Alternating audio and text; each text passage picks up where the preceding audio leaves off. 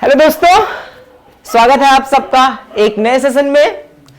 उम्मीद करते हैं स्वस्थ होंगे, मस्त होंगे और पढ़ाई अच्छे से चल रही होगी भाई। और मनीष सर आपको साइंस की क्लासेस फर्स्ट क्लास प्रोवाइड ही करा रहे हैं। और मैथ्स में हमने 2 चैप्टर खत्म कर लिए हैं, तो आज जो चैप्टर आपको पढ़ना है मैथ्स में वो थोड़ा सा हटके पढ़ेंगे। जो चैप्टर जैसे मैंने बताया था शुरू में, जब पहला इंट्रोडक्शन वीडियो था उसमें ही मैंने बताया था कि कुछ चैप्टर्स हैं जो आपके लिए एकदम से नए हैं। ठीक है, तो एक चैप्टर उसी में है त्रिकोणमिति, ठीक है, यानी कि ट्रिग्नोमेट्री। इंपॉर्टेंट चैप्टर है, अभी आप पढ़ोगे अगर 11th और 12th में जो बच्चे मैथ्स पढ़ेंगे तो फिर वो आगे यूज होना ही होना है। ठीक, तो आज हम पढ़ेंगे त्रिकोणमिति।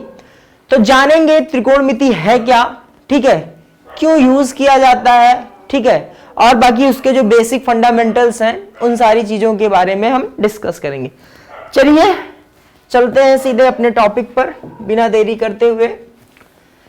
जैसा कि स्लाइड पे दिख रहा है आपको, हमारा टॉपिक क्या है भैया? त्रिकोणमिति। त्रिकोणमिति, ठीक है, ट्रिग्नोमेट्री। 3 कोण, त्रिकोण यानी कि 3 कोण। तो त्रिकोणमिति अब देखो समझ लो है क्या। तो आपको पता चला त्रिकोणमिति गणित की एक अहम शाखा है जिसके अंतर्गत समकोण त्रिभुज की भुजाओं और कोणों के बीच के संबंधों का अध्ययन किया जाता है। अगर आपसे कोई त्रिकोणमिति की परिभाषा पूछ ले कि क्या है त्रिकोणमिति या गणित की कौन सी शाखा है, तो आप सीधे सीधे बताओगे कि त्रिकोणमिति जो है गणित की वह शाखा है जिसमें समकोण त्रिभुज के भुजाओं और उनके कोणों के बीच के संबंध का अध्ययन किया जाता है। और इसी का यूज करके काफी जैसे डेली लाइफ में भी इनका यूज किया जाता है। आपका जो दूसरा चैप्टर है, पहला चैप्टर क्या है? त्रिकोणमिति का परिचय, और दूसरे चैप्टर जो है आपका अगला, इसके बाद नेक्स्ट चैप्टर जो है उसमें क्या है? त्रिकोणमिति का प्रयोग, ठीक है, अवधारणा त्रिकोणमिति से संबंधित वो सारी है। तो त्रिकोणमिति क्या है? त्रिकोणमिति बच्चा समकोण त्रिभुज की भुजाओं और कोणों के बीच का संबंध जिसमें बताया जाता है वही हमारा क्या होता है? त्रिकोणमिति होता है। ठीक है, अब ध्यान से देखिए, त्रिकोणमिति जो है अंग्रेजी शब्द ट्रिग्नोमेट्री की व्युत्पत्ति ग्रीक भाषा के 3 शब्दों से मिलकर हुई है। पहला क्या है?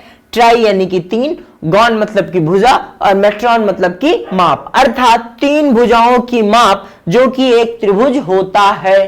ठीक है, 3 वर्ड है इसमें, 3 वर्ड है, क्या क्या है? पहले इसको त्रिकोणमिति को इंग्लिश में क्या कहते हैं भैया? ट्रिग्नोमेट्री। इसको इंग्लिश में क्या कहते हैं? ट्रिग्नोमेट्री। और ये 3 वर्ड से मिलकर बना है। ट्राई यानी कि 3, गॉन यानी कि भुजा, और मेट्रॉन का मतलब होता है माप, अर्थात 3 भुजाओं की माप। ठीक है, 3 भुजाओं की माप। तो 3 भुजाओं की माप के संबंध में एक प्रमेय आप पढ़ते चले आ रहे हो 8th से, ठीक है, जिसको कहा जाता है क्या? पाइथागोरस प्रमेय। अभी आगे उसके बारे में भी चर्चा की जाएगी। तो पाइथागोरस प्रमेय और त्रिकोणमिति में संबंध है, ठीक है, बहुत ज्यादा संबंध है। पाइथागोरस में क्या होता है भैया कि कम से कम 2 भुजाएं दी गई होती हैं और तीसरी भुजा आप ज्ञात कर लेते हो। त्रिकोणमिति, अभी जब पहली डेफिनेशन में हमने बताया कि त्रिकोणमिति में भुजाओं और कोणों के बीच का संबंध ज्ञात किया जाता है। जैसे कहने का मतलब यह है, अगर मैं ये कहूं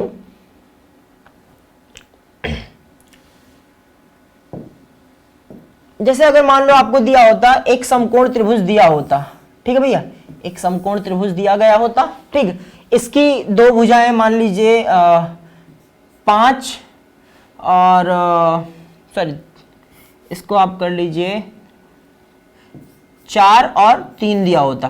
तो आप पाइथागोरस का प्रयोग करके, जिन लोगों ने पढ़ा है उनको पता है कि कर्ण का स्क्वायर बराबर आधार का स्क्वायर प्लस लंब का स्क्वायर, ठीक है, perpendicular square plus base square is equal to the hypotenuse square.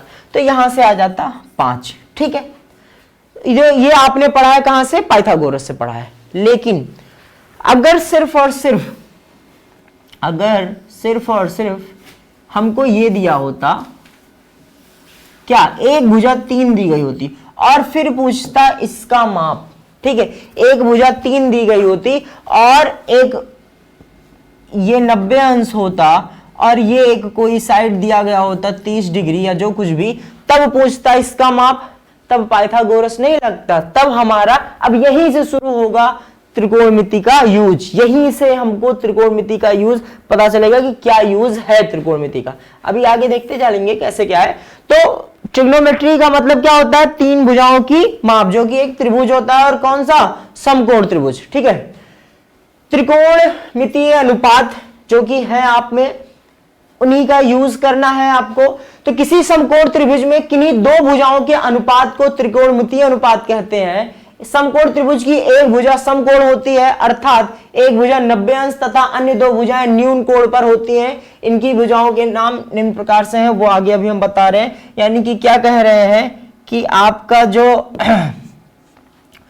त्रिकोणमिति में जो यूज होगा वो किस पे होगा, वो भैया वो होगा, वो कितना, वो समकोण त्रिभुज में होगा। त्रिकोणमितीय जो हमेशा यूज किया जाता है वो किस में किया जाता है, समकोण त्रिभुज में। और समकोण त्रिभुज में का मतलब है क्या है, एक भुजा हमारी कितनी है, 90 अंश है। अगर एक भुजा 90 अंश है तो जाहिर सी बात है बाकी दो जो कोण होंगे, सॉरी यहाँ पे भुजा कह रहे हैं, एक कोण 90 अंश है तो बाकी जो दो कोण होंगे वो क्या होंगे, न्यून कोण। न्यून कोण का मतलब क्या, 0 से अधिक और 90 से कम, 0 से अधिक और 90 से कम। तो ये दोनों हो सकते हैं, ये आपके 45 और 45 भी हो सकते हैं, ठीक है भैया। या फिर ये आपके क्या बोल सकते हैं, आप इनको कह सकते हैं कि ये 30 डिग्री और 60 डिग्री भी हो सकते हैं, ठीक है। डिपेंड करता है क्या है, अगर एक 90 है तो बाकी दोनों मिला के 90 होने चाहिए, ठीक। ये रहा, तो यही चीज बताया, जो अनुपात होता है वो उनकी भुजाओं के बीच का जो अनुपात होता है वही क्या होता है, त्रिकोणमितीय अनुपात होता है, ठीक है। अब भुजाओं से याद आप देखिए, आधार क्या होता है, समकोण त्रिभुज की सबसे नीचे की भुजा जो होती है, अर्थात हॉरिजॉन्टल में जो भुजा होती है, एक समकोण त्रिभुज में कर्ण व लंब भुजा को छोड़कर नीचे वाली भुजा आधार का काम करती है। यहां पर एक चीज समझने वाला है, यहां पर समझना क्या है, समझना यह है भाई कि अगर कोई ट्रायंगल दिया है, ठीक है, कोई ट्रायंगल दिया है, तो हम अक्सर आधार जो मानते हैं, आधार हमेशा हम क्या मानते हैं, यही नीचे वाली जो साइड होती है वही हमारा क्या होता है, आधार। मोस्ट ऑफ द टाइम नीचे वाली साइड हमारा क्या होता है, आधार होता है। और एक चीज यहां पे गांठ बांध लीजिए कि कोण के सामने की जो भुजा होती है, ठीक है, यानी कि कोण के सामने, एंगल के सामने की जो भुजा होती है, न्यून कोण के सामने की भुजा जो होती है वो हमारी क्या होती है, लंब होती है, परपेंडिकुलर होती है, ठीक है। तो कहना यह है, अगर ये 90 डिग्री है बच्चा, अगर ये 90 डिग्री है और ये थीटा एंगल है, तो अभी कहां पर बन रहा है ये थीटा, इस भुजा पर बन रहा है, तो आधार हमारा क्या होगा, यही होगा। लेकिन जो अगर ये थीटा यहां बन रहा होता, ये थीटा जो यहां बन रहा होता, तो आधार हमारा ये हो जाता और लंब हमारा ये हो जाता। तो एक चीज गांठ बांध लीजिए कि आधार और लंब जो डिपेंड होते हैं वो किस पर आधारित होते हैं, थीटा के वैल्यू पर, यानी कि जो बाकी जो न्यून कोण होते हैं उन पर आधारित होता है। और कर्ण तो हमेशा क्या होता है, समकोण समकोण जो होता है, यानी कि समकोण जो आपका एंगल होता है उसके सामने वाली जो सबसे बड़ी भुजा होती है वो क्या होती है, वो आपका कर्ण होता है, वो आपका हाइपोटेन्यूस होता ही होता है, ठीक है भाई। चलिए, कर्ण या भुजा समकोण त्रिभुज में समकोण भुजा के सामने वाली होती है। कर्ण भुजा लंब भुजा व आधार भुजा से बड़ी होती है, या भुजा लंब व कर्ण भुजा की लंबाई के योग से कम होती है। समकोण त्रिभुज की कर्ण भुजा सबसे लंबी होती है, ठीक है। फिर से, या भुजा जो होती है समकोण त्रिभुज की क्या होती है, समकोण त्रिभुज के सामने वाली जो भुजा होती है वही हमारी क्या होती है, कर्ण भुजा होती है। यानी कि देख लो भाई, फिर वही चीज, समकोण कहां है, यहां है समकोण, तो इसके सामने की भुजा क्या है, ये है, तो यही हमारा क्या हो जाएगा, ये हमारा हो जाएगा भैया कितना, ये हमारा हो जाएगा कर्ण, ये हमारा क्या हो जाएगा, कर्ण। महाभारत वाले कर्ण मत याद करने लगिएगा, ठीक है। ये क्या हो जाएगा, हमारा कर्ण हो जाएगा। अब देखो, अगर थीटा यहां पर अभी अभी जस्ट बताया, अगर ये थीटा है तो ये हमारा क्या हो जाएगा भैया, हमारा ये आधार हो जाएगा, ठीक है, और ये हमारा भैया क्या हो जाएगा, ये हमारा हो जाएगा लंब। ठीक है, ये हमारा क्या हो जाएगा, लंब हो जाएगा भाई। चलिए, वैसे ये आधार, लंब, कर्ण आप लोगों ने पढ़ा हुआ है, लेकिन ये हमारा दायित्व है कि हम एक बार इसको फिर से आपको रिपीट करा दें। ठीक है, चलो, लंब क्या होता है, समकोण त्रिभुज की यह भुजा आधार से 90 अंश पर होती है। लंब भुजा कर्ण भुजा के सामने वाले भुजा होती है। लंब भुजा कर्ण की भुजा के सामने वाली भुजा होती है। अब अभी मैंने आपको इसी वजह से ये बता दिया है कि लंब या आधार जो आधारित होते हैं, जो डिपेंड करता है, वो किस पर डिपेंड करता है, समकोण के अतिरिक्त बाकी जो दो न्यून कोण है। जिस भी न्यून कोण पर पूछेगा, ट्रिग्नोमेट्री का ये एक रूल है, जिस भी न्यून कोण पर पूछेगा उसी के आधार पर हमारा लंब और आधार डिसाइड किया जाएगा। अभी अभी मैं 2 बार बता रहा हूं, फिर से बता दे रहा हूं, इस चीज दिमाग में रख लो।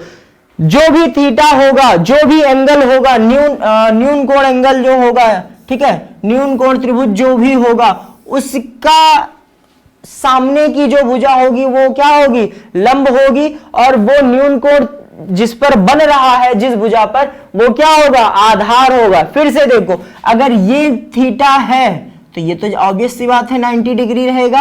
अगर ये थीटा है भैया तो ये हमारा क्या हो जाएगा, लंब हो जाएगा, और ये अब हमारा क्या हो जाएगा, आधार हो जाएगा। ठीक है, और ये तो हमारा कर्ण रहेगा ही रहेगा। अब देखो क्या कहा है, समकोण त्रिभुज की यह भुजा आधार में 90 अंश पर होती है। देखो 90 अंश पर है, ठीक है, परपेंडिकुलर है। ठीक है, परपेंडिकुलर का मतलब क्या, सीधा। भाई इसको अगर हम ऐसा कर देना तो ये सीधा हो गया।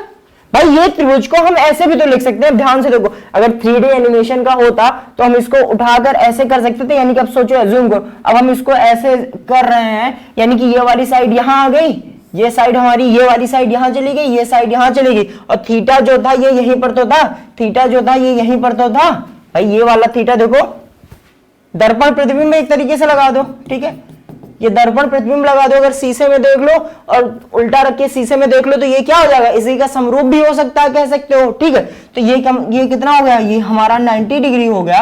अब ये हमारा कितना हो जाएगा भैया, ये हमारा लंब हो जाएगा, और ये हमारा क्या हो गया, आधार हो गया, और फिर ये हमारा बचा कितना, ये हमारा क्या हो जाएगा, कर्ण हो जाएगा। ठीक है, तो ये बात याद रखिए, क्योंकि यहां पर अगर गलती करोगे बच्चा तो आगे क्वेश्चंस में बहुत गलतियां होनी है, और बहुत बच्चे ये छोटी छोटी गलतियां करते ही करते हैं। ठीक, चलो, पाइथागोरस प्रमेय पता है, एक बार फिर से देख लीजिए। तो इस प्रमेय की खोज किन्होंने किया था, इस प्रमेय की खोज जो है यूनान के गणितज्ञ पाइथागोरस ने किया था, इसलिए इसका नाम क्या कहा, इसका नाम क्या रखा गया, पाइथागोरस प्रमेय, पाइथागोरस थ्योरम। अक्सर होता है कि जिस भी सिद्धांत का प्रतिपादन या जिसकी खोज जिसने की है उसी के नाम पर हम रख देते हैं। ठीक है, आइंस्टीन का, जैसे न्यूटन ने खोजा गति का नियम तो न्यूटन लॉ ऑफ मोशन कर दिया गया। ठीक है, आइंस्टीन का नियम है, बहुत सारे नियम, E=mc²। ठीक है, द्रव्यमान संरक्षण का नियम, ऊर्जा संरक्षण का नियम आइंस्टीन ने दिया था। ठीक है, तो ये सारी चीजें हो जाती है। तो पाइथागोरस प्रमेय है क्या, पाइथागोरस प्रमेय ये कहती है कि किसी समकोण त्रिभुज में कर्ण का वर्ग जो होगा वो लंब के वर्ग और आधार के वर्ग के बराबर होगा। किसी समकोण त्रिभुज में कर्ण का वर्ग लंब के वर्ग प्लस आधार के वर्ग के बराबर होगा। तो इसी वजह से कर्ण को यहां पर इन्होंने किससे डिनोट कर दिया है, के से। कर्ण को किससे डिनोट किया है भैया, के से, और आधार को ए से, और लंब को एल से। अगर इंग्लिश में देखो तो इसको क्या कह सकते हो, हाइपोटेनियस हो जाएगा, हाइपोटेनियस हो जाएगा। ठीक है, और ये हमारा हो जाएगा क्या, ये बेस हो जाएगा, और ये हमारा क्या हो जाएगा, ये हमारा परपेंडिकुलर हो जाएगा। ठीक है, ये हमारा परपेंडिकुलर हो जाएगा, दिख नहीं रहा होगा उससे, सॉरी, एक मिनट। ये हमारा हाइपोटेनियस हम लोग हाइपो ही बोल देते हैं इसको। ये हो जाएगा हमारा भैया क्या, बेस। ठीक है, और ये हमारा क्या हो जाएगा, परपेंडिकुलर। परपेंडिकुलर। तो कह सकते हैं कर्ण का स्क्वायर बराबर आधार का स्क्वायर प्लस लंब का स्क्वायर, सबको पता है। अगले तो चलते हैं, चलिए। तो वही चीज कहा है, पाइथागोरस ने अपने प्रमेय यह कहा है कि एक समकोण त्रिभुज में कर्ण का वर्ग उस त्रिभुज के आधार व लंब के वर्ग के योग के बराबर होता है। ठीक है, पाइथागोरस प्रमेय का जो सूत्र है वो क्या होता है, ये होता है, अच्छा ये जो है भैया, ये कर्ण का स्क्वायर बराबर आधार का स्क्वायर प्लस लंब का स्क्वायर। ठीक है, ये प्रिंटिंग एरर है। ठीक है, प्रिंटिंग एरर नहीं, टाइपिंग एरर कहेंगे, प्रिंटिंग एरर नहीं कहेंगे भाई। तो आधार कर्ण का स्क्वायर बराबर आधार का स्क्वायर प्लस लंब का स्क्वायर। ठीक है, कुछ क्वेश्चंस कर लेते हैं इस पे, पाइथागोरस पे। ठीक है, देखो अगर मान लो दिया है एक समकोण त्रिभुज है, एक समकोण त्रिभुज है,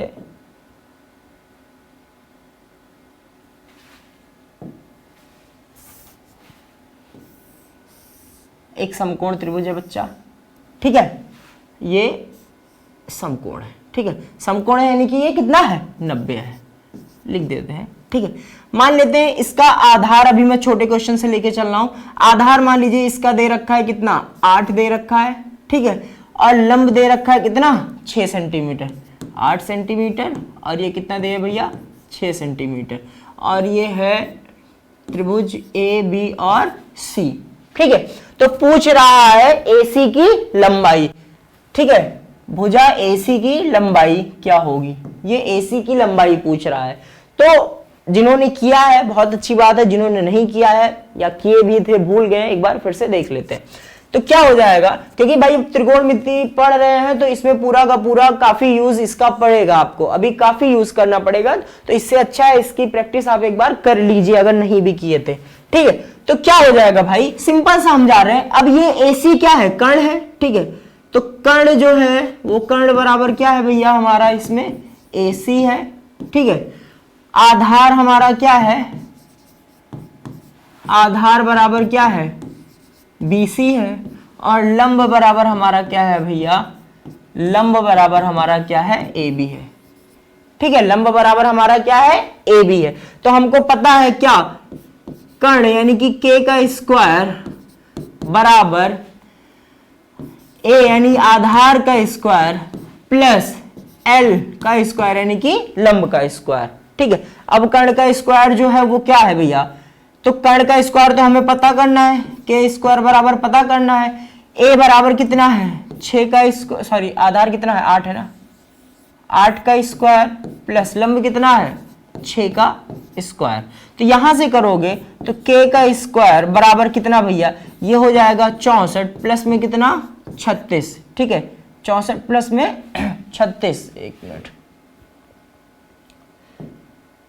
64 प्लस में 36, और यहीं से आप देख लो तो K स्क्वायर बराबर कितना आएगा, 100 K स्क्वायर बराबर कितना आएगा, 100 तो K का मान कितना हो जाएगा, जिनको नहीं पता यहां पर स्क्वायर है, स्क्वायर जब हटाएंगे तो दोनों पक्षों का क्या ले लेंगे, वर्गमूल ले लेंगे। तो वर्गमूल लोगे भैया तो क्या हो जाएगा, अंडर रूट में 100, और 100 का वर्गमूल जो होता है वो कितना होता है, वो होता है 10। तो इसका मान कितना आ गया, 10। तो 8 6 10, एक तरीके इसको कहा जाता है पाइथागोरियन ट्रिपलेट भी कहा जाता है, पाइथागोरस त्रियक भी कहा जाता है। ठीक है, यानी कि जब दो संख्याओं का वर्ग तीसरी संख्या के बराबर हो जाए, जब दो संख्याओं का वर्ग जो हो तीसरी संख्या के वर्ग के बराबर हो जाए तो उन तीनों संख्याओं को क्या कहेंगे, पाइथागोरियन ट्रिपलेट करते हैं। कई सारे हैं, जैसे और देख लेते हैं।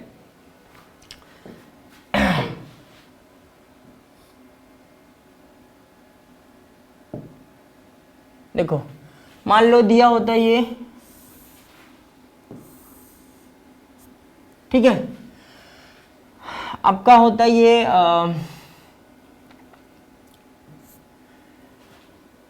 12 5, ठीक है, 12 5 होता। अगर ये 12 5 होता तब इसका पाइथागोरियन ट्रिपलेट क्या बनता। ठीक है, अब फटाक से निकाल लो, ये है A B और C। ठीक है, अब यहां से डायरेक्ट हम निकालेंगे। अब क्या हो जाएगा भैया, AB का स्क्वायर प्लस BC का स्क्वायर। अब हम डायरेक्ट निकाल लेंगे AB का स्क्वायर प्लस में BC का स्क्वायर बराबर क्या, AC का स्क्वायर।